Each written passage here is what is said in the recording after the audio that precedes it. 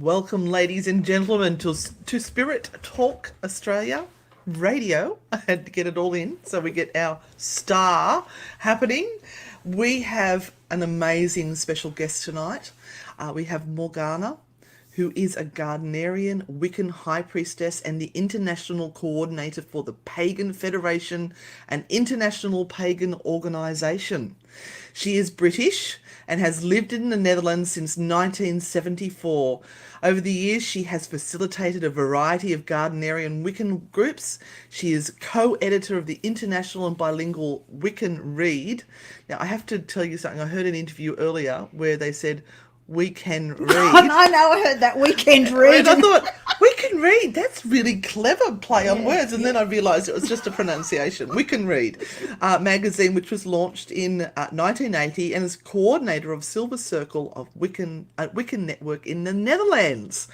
So Morgana has travelled extensively giving workshops, and she's represented the PFI at the World Parliament of Religions in July in 2004 in Barcelona, Spain, together with the national coordinator for the PFI Turkey. Now, I don't think we're talking about the animal there. I think we're talking the country. You sure you wanted me to read this out? Yeah. Go ahead. You've got She it. also led a PFI delegation into a cultural visit to Turkey in September 2005 and gave workshops in Uppsala, Sweden, and Milan, Italy. Oh, wow. 2006, she visited Hungary and Bulgaria and represented PFI at the EU conference Intercultural Dialogue Best Practices in Brussels, Belgium. Wow. In 2007, she has started giving Wiccan intensives in Turkey and Hungary, as well as giving lectures at various conferences, for example, in France and Germany. 2008 and 9, she gave workshops in England, Italy, Germany, Poland, Belgium, Slovenia. She also gave the first Wicca intensive in Romania, which we've just we've been to. So I would like now for you all to welcome the amazing Morgana. Yay! Welcome. Wow, that's one hell of a resume. And that's probably only a squidge, a little smudge of what you have done, my darling, over all the years. So we are so honoured to have you. And an author as well. We can't forget that you yes. are an author and have written the book Beyond the Broomstick, which I've got scrolling across the bottom there at the moment, which I was trying to get hold of, and it's a little bit hard to get hold of in Australia, and also the Mara Papers as well. So now, is there any other books? Well, first of all, good morning or good afternoon. Hello. Blessed be. I'm so excited. Actually, when you're reading the resume, it's like my jaw kind of drops as well when I think about it. But of course, as you pointed out, I have been in the Netherlands since 1974. Basically, practicing Wicca since 1979. So we're just celebrating this year, actually, our 40th anniversary, or I celebrated my 40th anniversary last September 2019. So a lot of things have happened, and in this kind of talk, it's quite nice to answer questions, because you're asking questions now, and what have you been doing, etc., etc. I always kind of like to focus on questions which are people are interested in. I do interfaith work as well, which is in recent years become quite important because of the state of the world.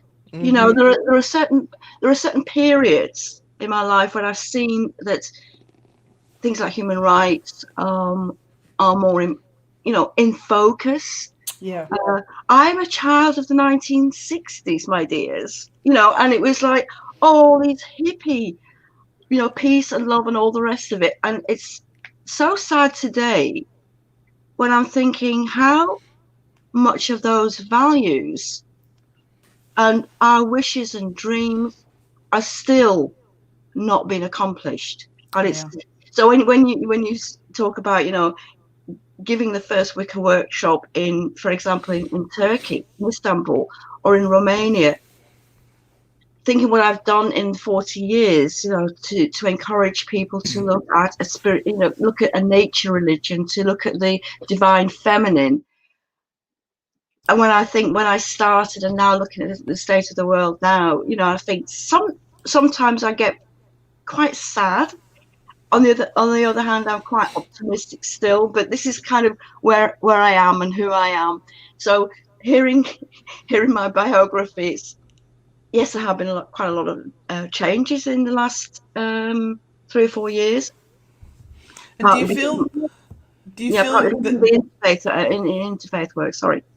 And there we have our beautiful Tamara, Lady Tamara, who is our patron, saying Merry Meet Morgana and welcome to Australia. It's great to have you here chatting.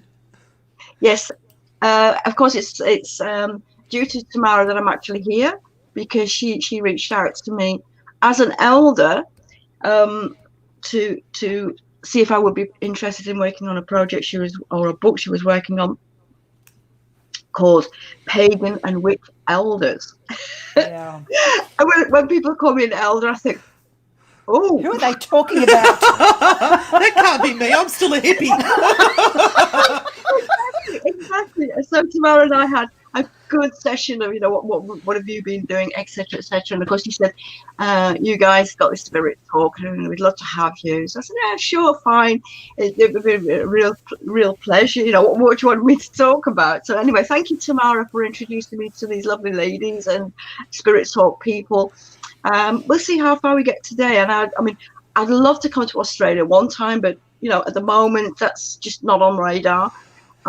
It's so perhaps today we have social media, and of course it's so amazing how we can kind of link together. So when we first started out in Wicca, it was still by letters, something called snail mail, Yes. No, we didn't even have computers, or well, we were just beginning. In 1988, I had my first computer. I had no idea, and it was a sort of Commodore 64 for those people who remember the Commodore 64 and all the rest of it. So, in that sense, so many things have changed. And Tamara says that your book will be called the Hippie Elder. I wouldn't mind at all, Tamara. I wouldn't mind at all.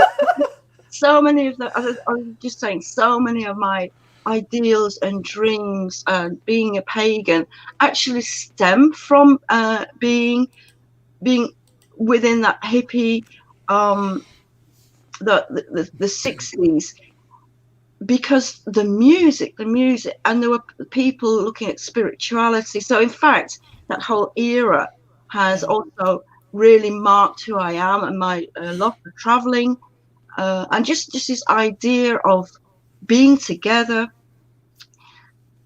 in a way. Were the kind of things I was already looking for. So I was just reminded the other day of being at the Bath Festival in 1969, which was the follow-up to Woodstock.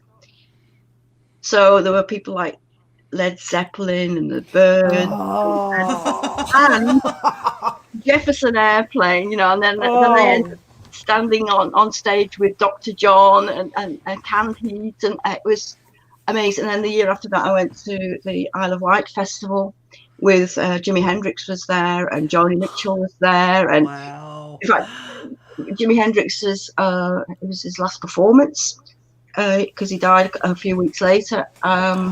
And I was also reminded that the Doors were there for Jim Morrison. So, it always reminds most people won't even know who all of those. We're sitting here going, oh wow. Go on the fish. There were protest songs. Yes. But apart from that, a lot of the music in the 60s, 70s were a real breakthrough. Not just the Beatles and the Stones, because of course it's that kind of era as well. But many of the lyrics of the songs, whether they were protest songs or just songs very fanciful, were so encouraging. So yeah, it was something that it was just a break of a new age, a dawning of a new age, and it really was, Yes. really was, because Yes. we were kids who were, you know, our parents were just recovering from the Second World War. I said, in fact, a lot of I remind a lot of people that what happened after the Second World War, this huge social revolution, not just the sexual revolution in the 1960s, but of course many things changed, and the position of the woman changed. So we were the first generation, at least in my family, who actually got higher education. And people forget that in the 1960s, a lot of people were, I come from a working class background. I'm not, so, John Lennon, my working class here and all the rest of it. But what people forget is that when, before the Second World War, there was still this idea of being indentured servants. And after the Second World War, because women had proved that they could actually work just as well as men in the factories, it was very difficult for women to turn back and say, well, we're going to be, turn back and be maids and Yes. et cetera, et cetera. So again, my whole, I had access to books, not at home, because, my father was a socialist, he was a trade unionist, and we didn't have books at home. We were glad if we had somewhere to live, because people were just really, really recovering. So people used to say, well, how did you get involved with paganism? Mm-hmm. That had much more to do with music than books. As I said, the music, which was also, on the one hand, kind of there were the protest songs. Of course, later I'm not just talking about the Vietnam War and all the rest of it, or CND, campaigning against nuclear disarmament, that kind of stuff. There were lots and lots of protest songs, of course, but there were lots of songs about mythology. In fact, one of my favourite songs was Rhiannon from Stevie Nicks. Oh, yes, one of my husband's favourite songs. I remember, in 1976, hearing this song. Is that how long it was? 1976? Yeah. If it wasn't earlier, but it was certainly 1976 when I remember this song, and almost thinking that it was also a wake up call. I mean, I'd already been involved in paganism, but it was Stevie Nicks, of course. Fleetwood Mac was one of my favourite bands as well. Yeah. But Stevie Nicks came up with this song, Rhiannon, and it was like, wow. And of course, she later said she wasn't quite sure what it was all about, but the words, it kind of resonated. And I had no idea at that time that Rhiannon was a goddess. Now, as it happened, I was born in Anglesey in North Wales, because my father was actually in the RAF at the time. But I felt this kind of connection with Wales, although I can't speak Welsh. And I often wondered why I was born on the holy island of Anglesey, which is Mona, of course, which is why sometimes in my name I'll use the name Morgana of Mona. I'm not moaning, I'm not whinging and whining. Mona is, of course, the Celtic name for the Isle of Anglesey. So when this song appeared, it was like Stevie Nicks became also somebody I looked and saw what she was doing, and I saw her struggles as well. So there were lots and lots of influences, but very often from music. One of my all-time favorite bands at the time was the Incredible String Band. I don't know if any of you even know who the Incredible String Band. Mike Herron, Robin Williamson, and they also appeared at Woodstock, by the way. But so when I was studying in the 60s and then later in the 70s, the string bands were one of my absolute favourites. I used to go up to Manchester and see them, and although the whole stage appearance was very, very of course, very hippie, but they're songs, the songs that Mike Heron wrote. One of them has become a mantra. Oh my, I can't remember that. I'll come back to that in a few minutes. Mantra, which has become one of the mantras for and shine upon you, all love surround you. The mantra. I'll look it up later because it's quite important actually. We actually have a question here from Maxine, and it's probably a good also to find out a bit more about you is, how did you find yourself on the path of being a Wiccan, and how do you know if you were a Wiccan? Right. Well, first of all, I think if you know you're a Wiccan, I think that's something that occurs. As I said, these very turning points, like hearing a song like Rhiannon. So I'm explaining a little bit about why, how I was influenced, etc., etc. I first heard about Wicca when I was in the Netherlands with my partner, and he said at one point we were chatting. He was Dutch and I was English, of course, and we, in the very early years, we spoke usually in English because he loved the English language. We were talking at one point. He said, "You have something which reminds me of the old religion." I went, "What? Say that again." The old religion. And he explained that Wicca was a modern religion, and that it was regarded as the old religion by Christians, because Christianity was the new religion. So when he started telling me, and I thought, oh, but I know this. Because it was just so familiar. It was already very, very familiar. Because in England, of course, I did read the papers, and there was at one point the News of the World, a very, very infamous Sunday paper, published articles about these goings on in Alderley Edge. And of course, that was Alex and Maxine doing all their weird and wonderful stuff near to Manchester. And so when I heard about witches, it was often in a very awe-inspiring and sensational, and did they really, really, really eat babies, and what were they doing? What were they doing in Manchester? Because I was in Lancashire, Cheshire, so it was very close to my home. These people are Northerners, so it was like, wow, what are these people? And I'd grown up under the smoke of Pendle Hill. So I knew about witches.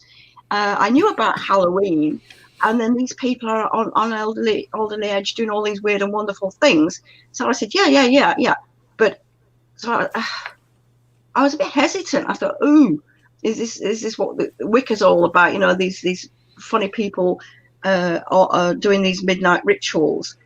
But I gradually found out, of course, a lot more. And when I realised that Wicca was really, if you wanted to really know anything about Wicca, you had to look to England. So of course that's when our quest actually started. One of the of course at that time, as I said, we didn't have internet, but Merlin and I decided to find out a bit more about Wicca, and we met Marion Green.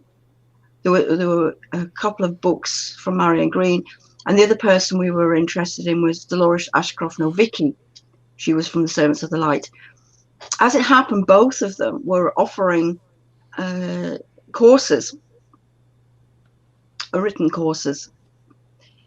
Marion Green's course was called Natural Magic, and Dolores had something to do with Kabbalah or whatever. The big thing was, I said to people, how about this? The Natural Magic course cost £13, and Dolores's course cost £130. Oh, wow. And this is in the 70s, so you can guess which one we chose. So we made acquaintance with Marion Green, and I think we were one of the first, if not the only people who managed to actually finish the Natural Magic course in certainly abroad, and completed the whole series. So we later met Marion, but how we actually became involved in or found a coven, because by this time we knew, I mean, there were so many things about this Wiccan philosophy that just rang big bells. But I was also interested at the time very much into anthroposophy. I'd moved to the Netherlands because I joined a Rudolf Steiner Camp Hill village. That's why I moved to the Netherlands. I also knew a little bit about Hinduism and various other religions, of course, from this whole interest in spirituality. But I wasn't really sure about, as I say, Wicca. There wasn't really much to find out, actually, because there were very few books. So I started reading a couple of books. But in 1979, I'd lost my job, by the way. Various things happened where I was living. They decided that they wanted to move. I lived in a kind of garden shed, which sounds very romantic, but it was freezing in the winter.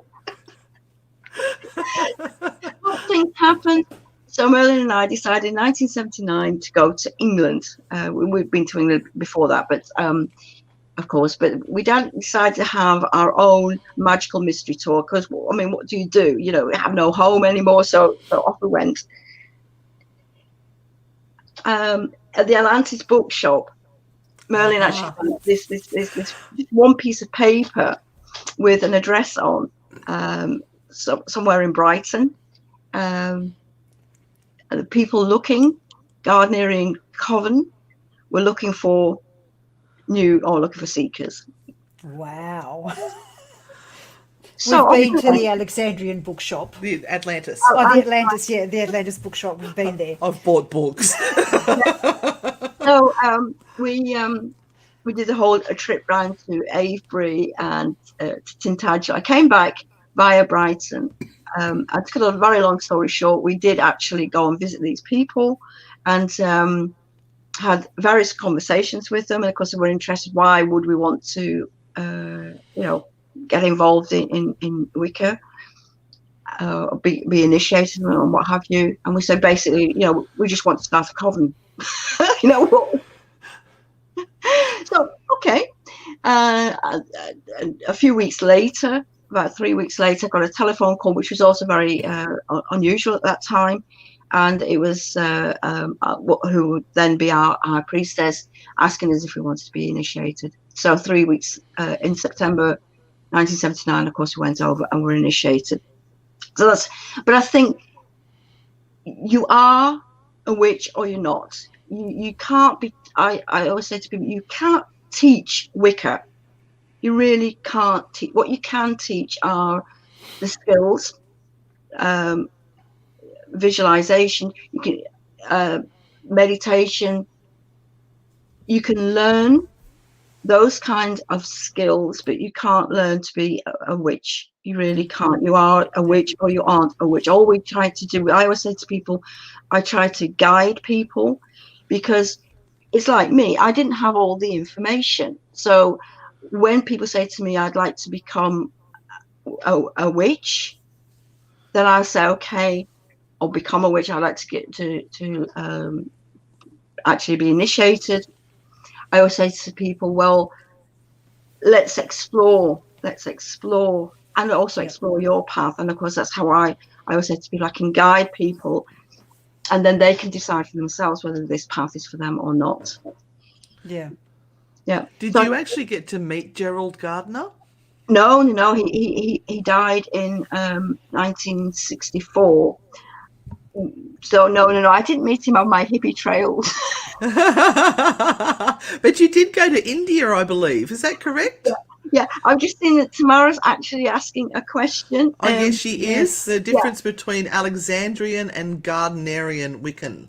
Right. So, of course, that why I'd like to answer this question, because it ties in very nicely with. So we were initiated Gardnerian, and in 1979, again, there was not that much information, and the Gardnerians were very, very close. That's why we were just so happy to meet these people in Brighton. Once you met the Gardnerians, they were very open, but it was very much a question of being of trust, as you might expect.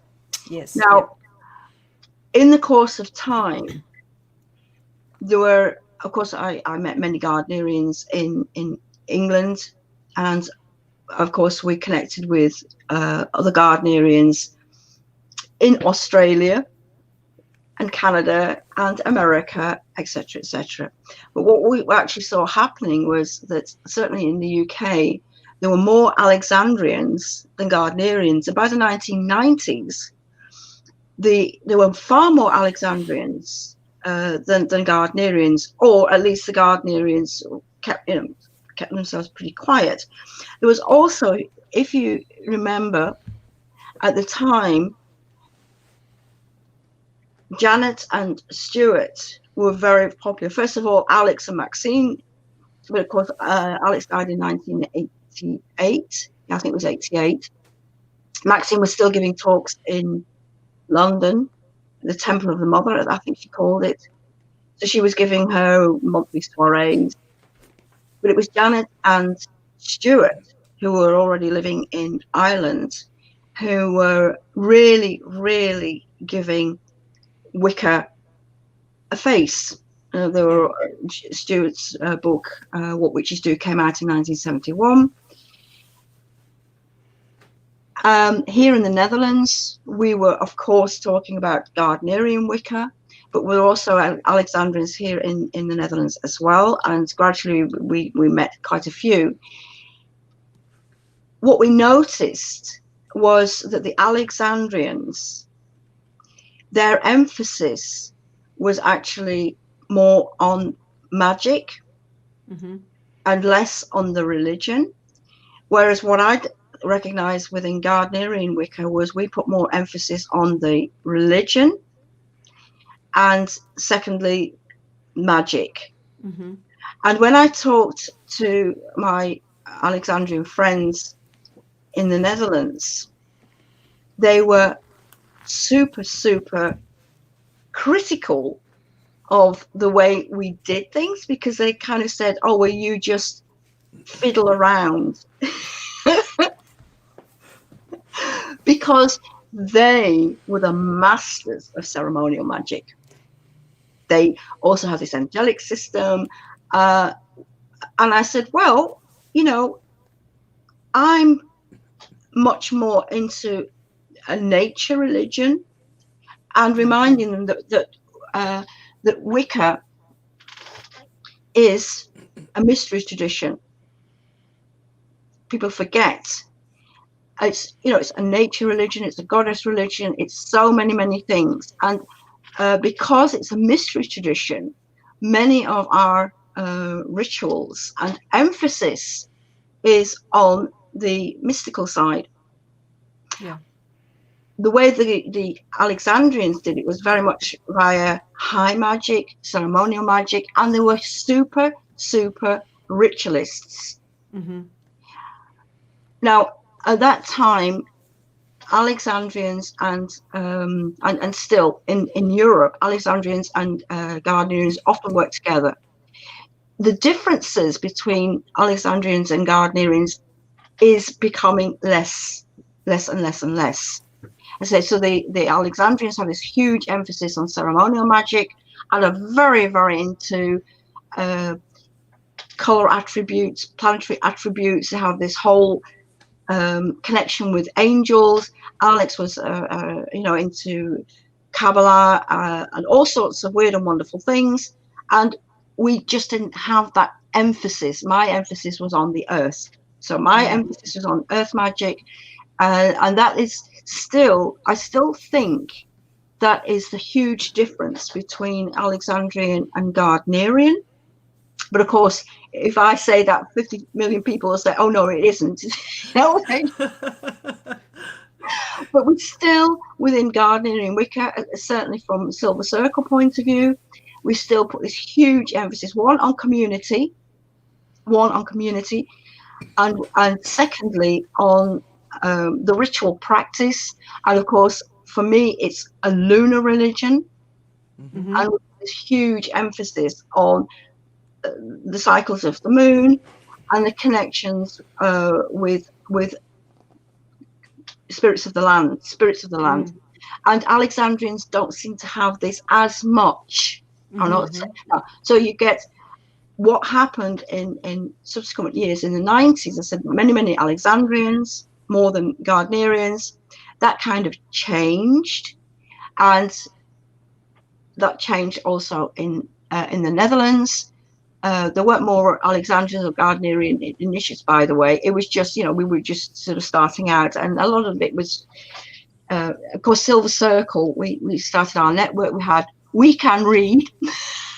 I love that. I never thought of that before. We can read, yes.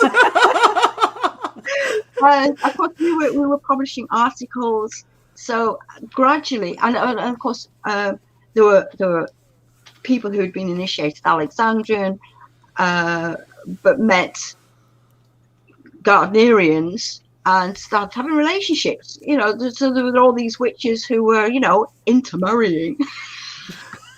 Interfaith, there we go. But of course, and certainly as Wicca, we call it initiatory Wicca, by the way, as opposed to BT double, which is an American concept, British traditional Wicca. Most Europeans don't, well, apart from the fact that they're not really aware of the Americans with this idea of BTW anyway. Who cares? But of course, some of us do care, because initiatory Wicca, we talk about a path of initiation. So when Alexandrians and Gardnerians met socially and then forming relationships and what have you, you also saw that there was a gradual mix. If it was a Gardnerian High Priestess and having a relationship with an Alexandrian High Priest, then you'd see that in their own practice they would gradually be probably taking more of the Alexandrian approach to ceremonial magic, but also the Gardnerians introducing this more of this nature approach. So you get natural, cross-fertilization. I'm a little bit of this, a little bit of that. Exactly. But some of them to the point when so the differences these days are less.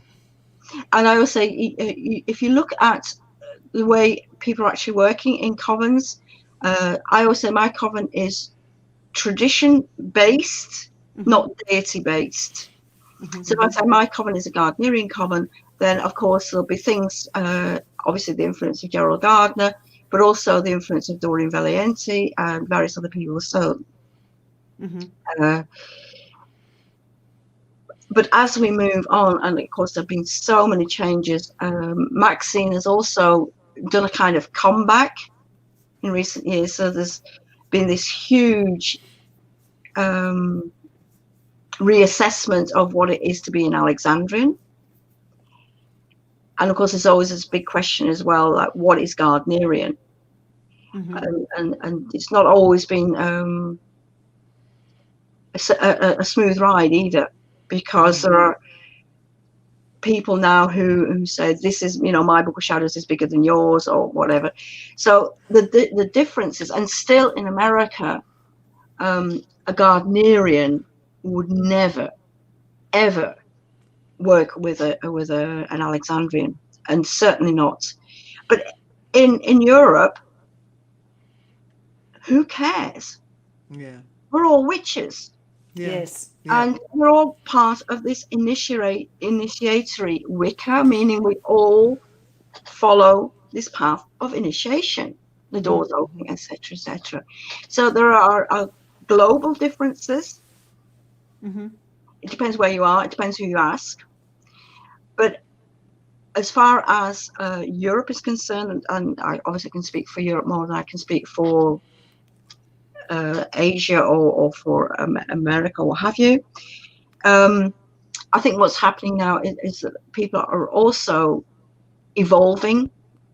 And I always say, I hope the tradition will evolve. Because to me, Wicca is organic. It should be evolving. And one of the things that I always try to emphasize is that if I'm practicing Wicca in the Netherlands and the Wheel of the Year, for example, then the seasonal cycle is going to be extremely different celebrating in the Netherlands than it is going to be in Australia. Yep, we're upside down. Well, apart from that, and don't want to say anything away. What people don't seem to realise is that because it's organic, and this is why I have this great emphasis on spirits of the land, and I have this great emphasis on the earth and the moon. Of course, there is the influence of the sun. I'm not denying that. But our huge emphasis is on this organic way of looking at things. Now, you mentioned the silver circle. What is the silver circle? What's its function? Yeah, so silver circle. So we got initiated in 1979, and of course we went back home. It was like, okay, we're initiated. What now? So Merlin said, well, of course we have to have a newsletter. Well, of course you have to have a newsletter. At that time, there was nothing in the Netherlands that was even remotely. So of course, the first thing we decided to do was to make it a little bit more visible. So we started with this newsletter called Wiccan Read, which actually is a play on words, not just we can't read, but in Dutch, the word read is also a reder, is actually another word for discourse, and it's also the root. Okay. It's also the root of reason. The word we have, reason, reder, reason. Wow! So, yeah, and of course the Wiccan Raid was also our golden rule. Although, as I said, as a golden rule, actually the Wiccan Read as an ethic was actually an instruction for magical work, but it became our golden rule. So if people sort of say to me within the interfaith, what's your golden rule? It'll be, and it harm none, do what you will. Yeah. So when we started Wiccan Read, we had this newsletter in Yule 1979, and of course we thought, oh, what are we going to call ourselves? Merlin and Morgana. It was very, very spontaneous, and of course then we said, well, I don't know under what kind of identity. So, and that's when we decided to call it Silver Circle. It was just very, very spontaneous. So Silver Circle became the network for reaching out to people who wanted to find out more about Wicca. And so we had a response to the newsletter. We sent it out to about 25 people, again, by post. We just sent it out to friends who we thought might be interested.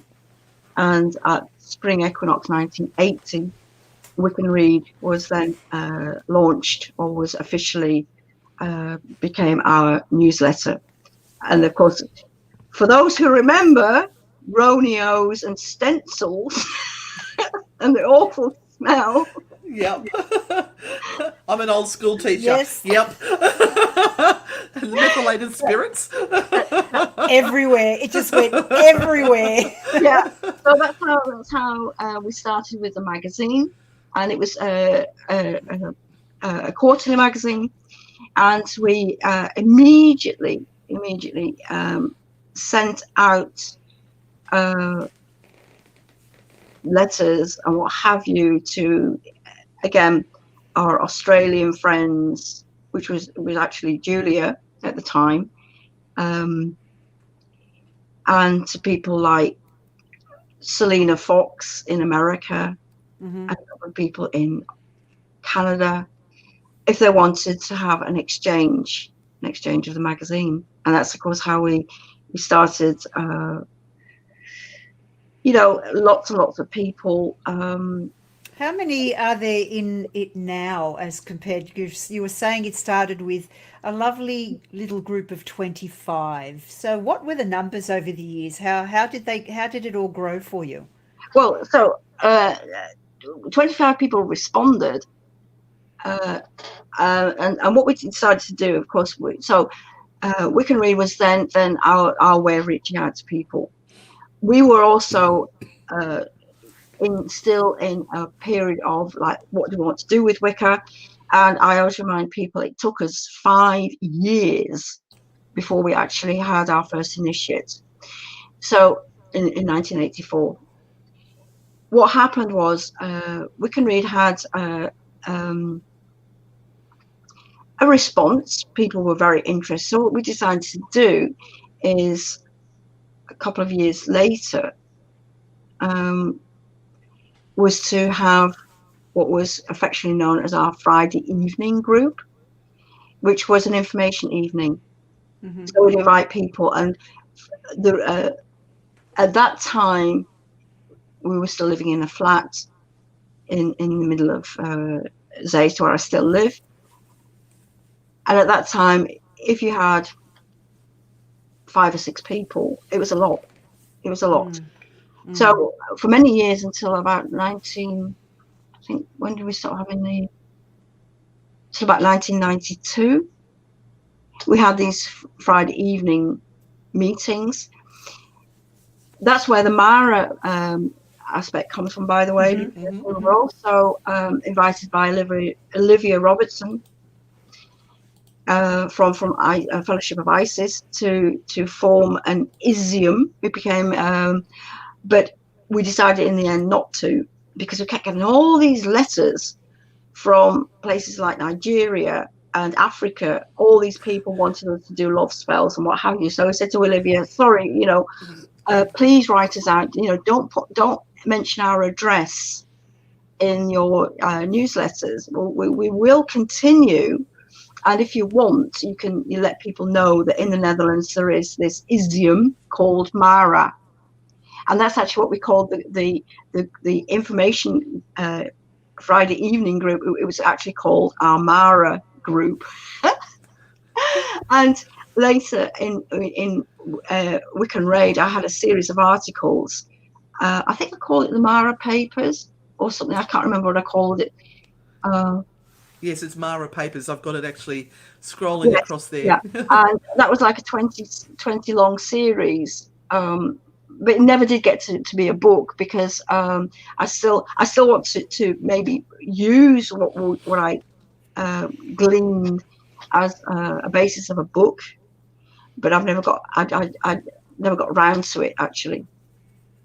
So this Friday evening group, the Mara group, was established as I say, I think about 1981 ish. I honestly can't remember. And gradually people, of course, found out. And then 1 or 2 people were saying, oh, this is really interesting. What do I have to do to, follow this initiatory path? And that's when we started doing not even formal. Again, we fiddle about. That's when we started inviting people individually to come and visit us, and then we'd start talking about Wicca in earnest, what it would take for somebody if they wanted to, be initiated. And one of the people who joined that group was actually our first initiate. So our first training was actually guidance, and that's what we've always said. We do have this initiation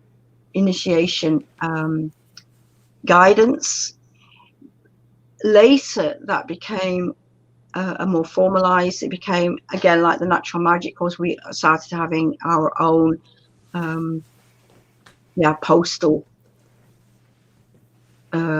course, and that was actually because people in the Netherlands also couldn't always get to us, or they had night jobs, and so they couldn't always get to the Friday evening meeting. So that's when we decided, if people really wanted to find out more about Wicca with a view to initiation, or at least if it was their path, that's when we started the guidance course in earnest. What's the main religion in the Netherlands? None. No, seriously. The Netherlands is secular, and religion has no part, or church and state are very much separated. Wow. Which has led, very, very much, and it's in the constitution. Everybody is allowed to think and believe whatever they want, and in the Netherlands, it's basically so we have freedom of speech. Basically, as long as you don't do anything to incite hatred, then you can believe whatever you want. If you want to be a spaghetti monster, well, who cares? Wow. This is the whole point. And what's happened, again, colonial history. The Netherlands, although it's only the size of Wales, has the highest or is the most densely populated country, probably still in the world, per meter or kilometer. And of course, the Dutch were the great explorers, etc., and had as part of their colonies Indonesia. Of course, they were discovered, places like. They probably had Australia as well, but let's forget about that part of history. Yeah. Well, what was the name of Australia before it was Australia? Their Demon's Land. Well, no, before that, when Tasman, you remember Abel Tasman? Yes. And didn't he call Australia Holland, New Holland? New Holland, yes. Absolutely. See, I know more history than you do. Absolutely. So, Tasman, and all this history, the colonial history, and of course there's also the slavery and all the rest of it. But Indonesia was the major. Of course, even then it was Muslim. So when you look at the population today and all the different influences, we have all the guest workers who came in the 1960s from Spain, initially from Spain, believe it or not, after the Civil War, Franco and all the rest of it. A lot of Spanish came to the Netherlands, but the major flux was, of course, Turkish and Moroccan in the 1960s.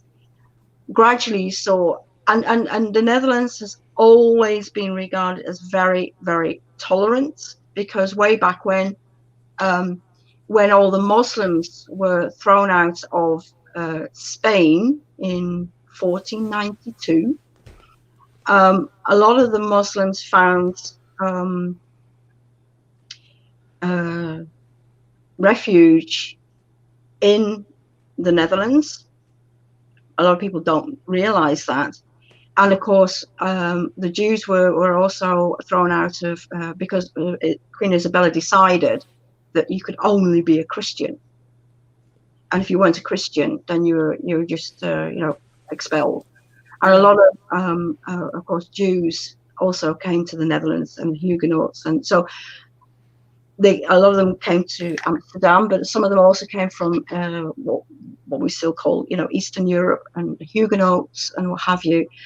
And because the Dutch had also got connections, I think they had trade deals with the Levant, sort of modern Middle East, Turkey and all the rest of it, Lebanon.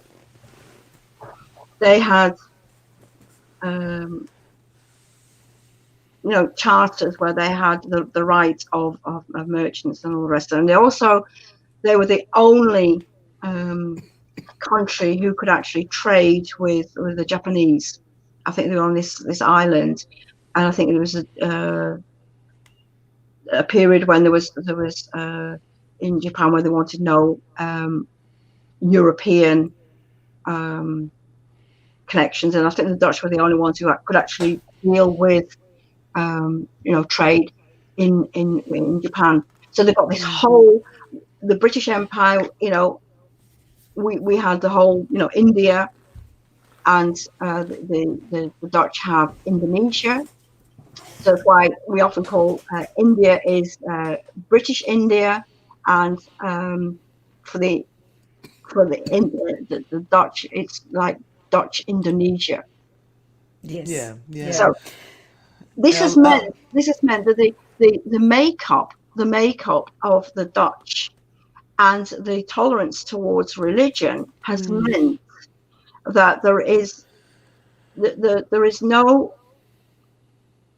state religion in that sense, because even the monarchy do not have to. They're not the head of the church as they are in England, of course. But there were the free thinkers when we had the so-called burning times, the Inquisition and the heretics and all the rest of it.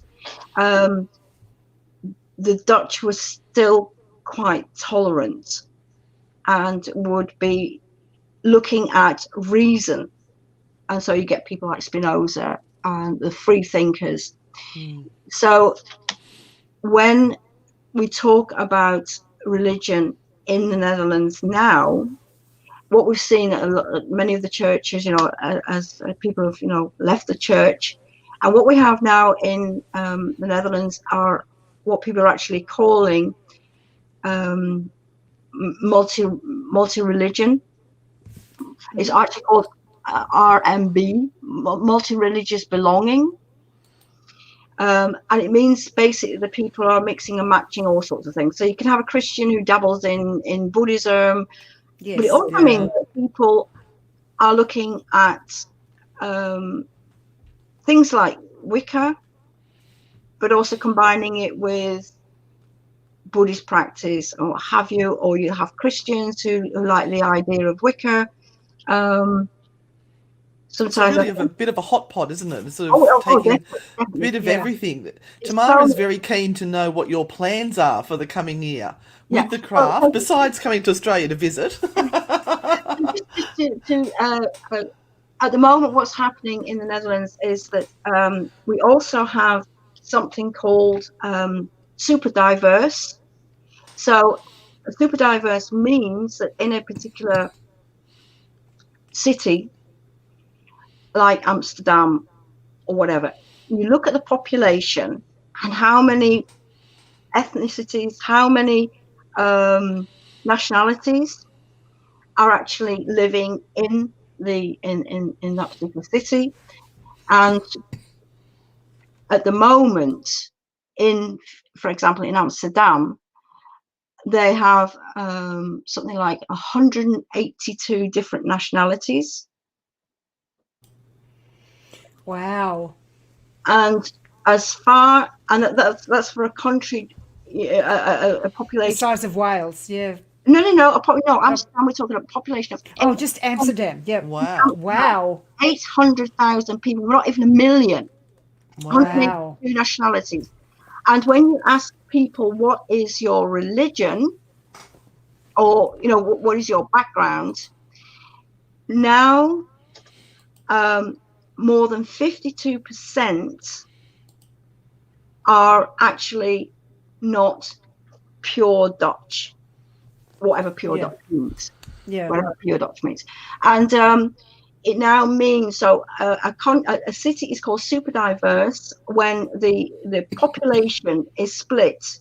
And what's the majority group? So it's a majority Christian, it's a majority Muslim, and there is no majority anymore. There is no single group. There is no single group that has I a love that, majority. actually. Yeah. I love And that. that also applies to Rotterdam. It also applies to The Hague and probably also to Utrecht. So there are these 4 cities who are super diverse, super diverse. So we have, people coming from Suriname. There are still the Caribbean, Aruba, which still fall under the jurisdiction of the Netherlands, etc. So we still have this super diverse ethnic backgrounds and what have you. Of course, we have our problems. Um, Black Lives Matter and all the rest of it. So and of course now our colonial past is also creeping up, and the questions of slavery and etc. etc. So in that sense, there's no one religion that is in the majority. No one ethnic group is in the majority anymore. So yeah, that's just answering the question of how diverse the Netherlands are. Yeah. Okay.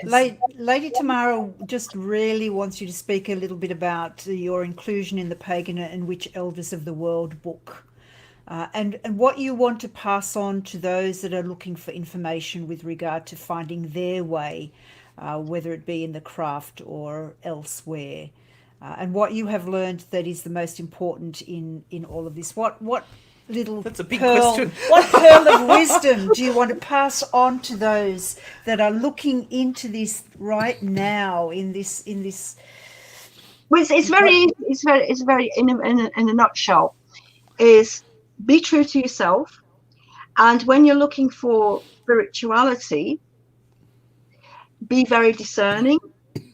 Don't take no for an answer. If you have any questions, for example, you see on internet, colon this, path that, or whatever. If you ever get in contact with anybody and ask them for, who are you, questions, etc., etc., and they refuse to answer certain questions, especially about their what I call their background, their lineage.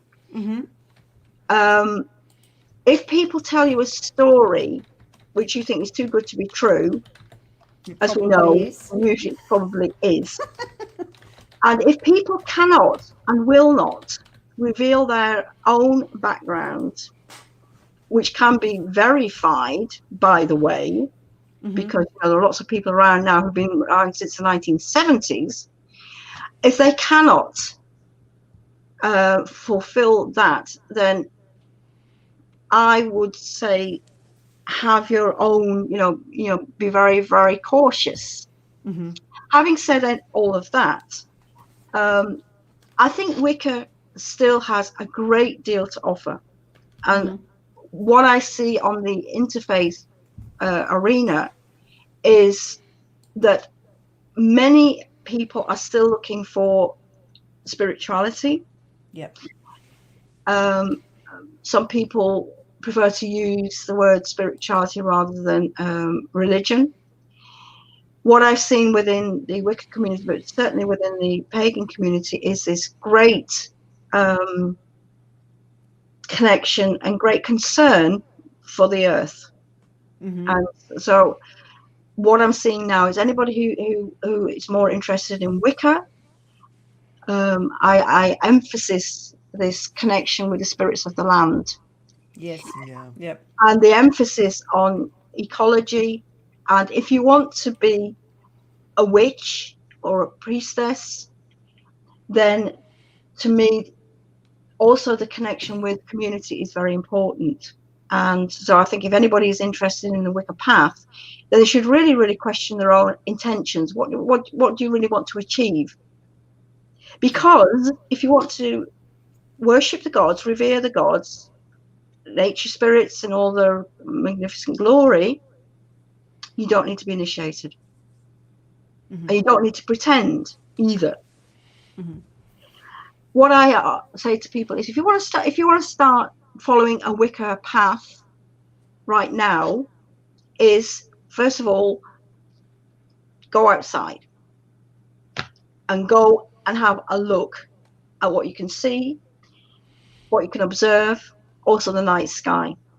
Basically start following the moon cycle, and by following the moon cycle, jot down any kind of impressions you have and jot that down in a magical diary. And gradually you'll start seeing patterns. And that's when I say you start actually following the wheel of the year.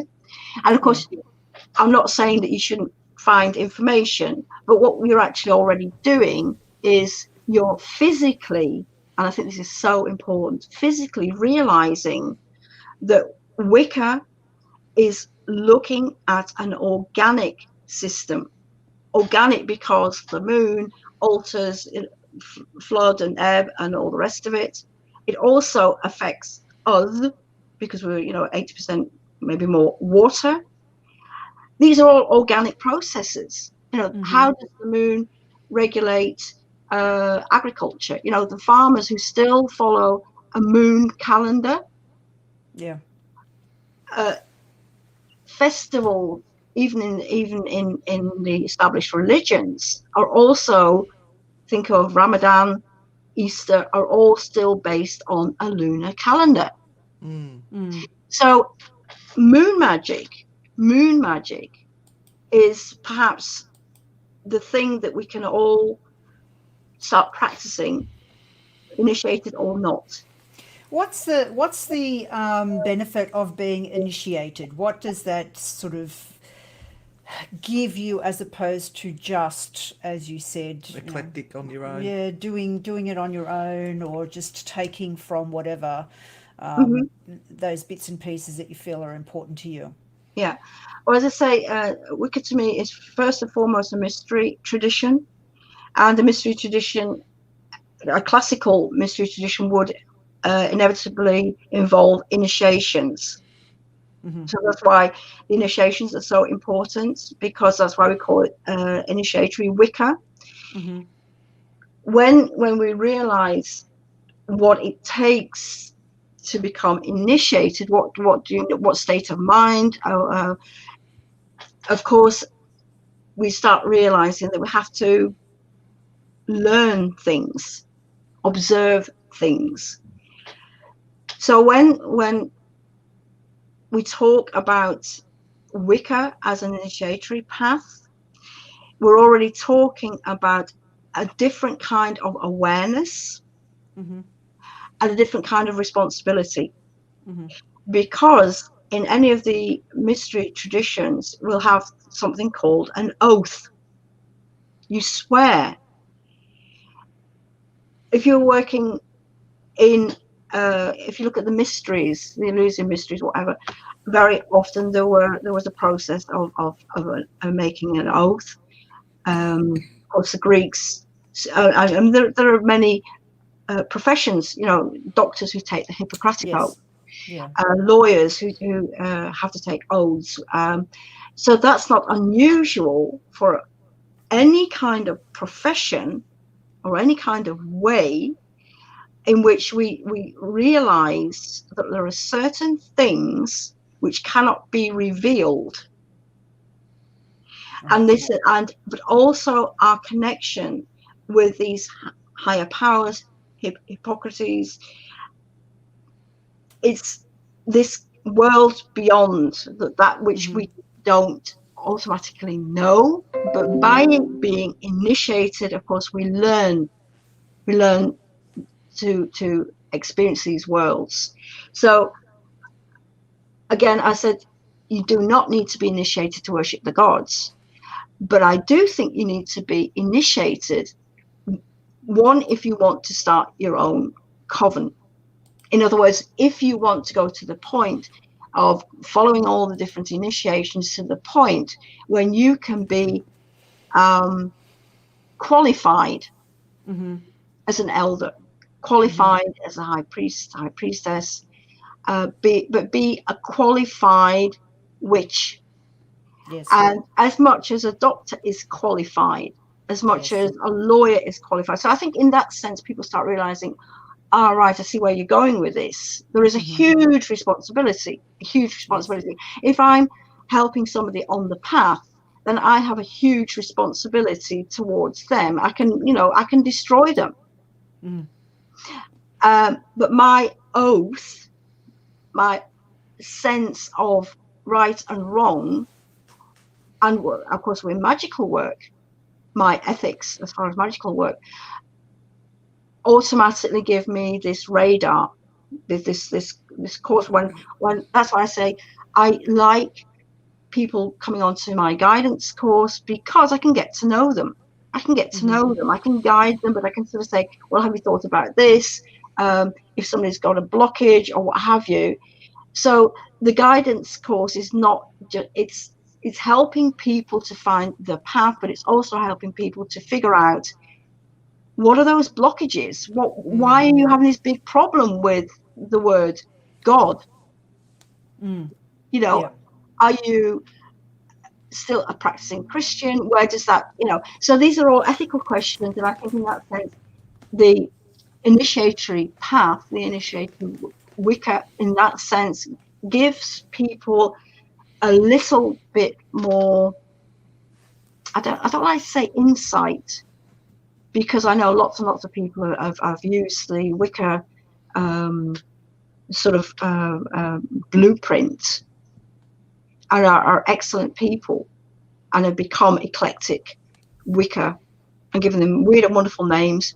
And so I don't want to diminish how important eclectic witches are either. But what I do want to point out is that we have a particular path. When we're doing all our rituals, we adhere to what I call this path, whether you want to call it an astral path or whatever you want to call it. You are communing with the gods. So everything you do is remembered and has an impact. So everything we do, this conversation I'm having with you, I'm having it as an initiated priestess. Anything I say to you or to the audience has an effect.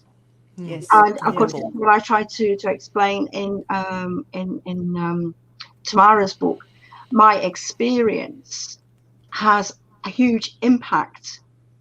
And so we also have this responsibility. And this is why I think it's important to make this differentiation, that if you want to follow Wicca and become initiated, and you want to find out more information, really, find out who you're talking to. And if they say they're eclectic Wicca, fine, you know where you're at. You can ask them, have you got a system of initiations? What are your initiating? Those sort of questions continue to ask. But again, it's this whole idea of, can you trust somebody? Can you trust somebody? And absolutely. Again, the moment somebody asks me for magical work, they have to be able to trust me that I know what I'm talking about, and what I'm actually going to do magically is also within our, pagan Wiccan ethic, and harm none, do what you will. Absolutely. Yeah. Morgana, we actually have to finish up. We've gone way over time. We've gone over time. We were listening and going, I'm soaking it up. So we hate to stop you, because we could probably talk for hours, but we unfortunately must. So look, from the bottom of our hearts, we really want to thank you so much for being able to come on and spend your morning with us. And for those that are listening to this, I'm sure that they're also going to pass on their great thank you for the work that you're doing. We hope that you get to come to Australia, or at least we get to travel so that we can meet somewhere at some point in the future. Because I really can't see that we stop travelling completely, but we just hope that we do this before we all die of old age. I mean, it's been an absolute pleasure, and I was really, really happy to meet Tamara, of course, and working on the book Pagan and Witch Elders. We do have a Silver Circle. It has quite a lot of presence on Facebook. Wonderful. Okay. I'm on Facebook as well. If anybody wants a friend request or whatever, just say who you are, because I will not accept all people, because I have a lot of people who obviously are not who they pretend to be on Facebook. And as far as PFI is concerned, we're going to be having a couple online gatherings. 12th to 13th of September is going to be the Hispanic, so Spanish-speaking people, PFI Mexico and PFI Spain will be involved. So that's again on Facebook. Look at all the things to do with PFI, Pagan Federation International. We have all. So I'm pretty well all over the place. And of course, if anybody's got any questions, look at Wiccan Raid, the magazine. We can read.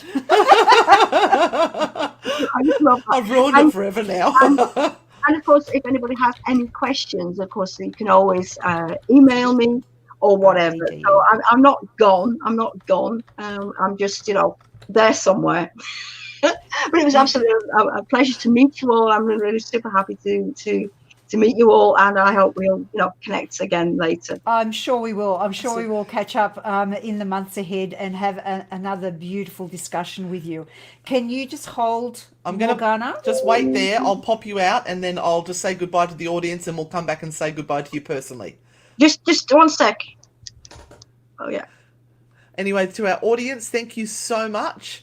It's been wonderful to have you all on here supporting us, and it's just been fascinating. So we'll say goodbye to our audience, and then we'll say goodbye to Morgana. So bye, everyone. Oh no, I don't want to end it. I just want to. Oh yes, I do want to end it.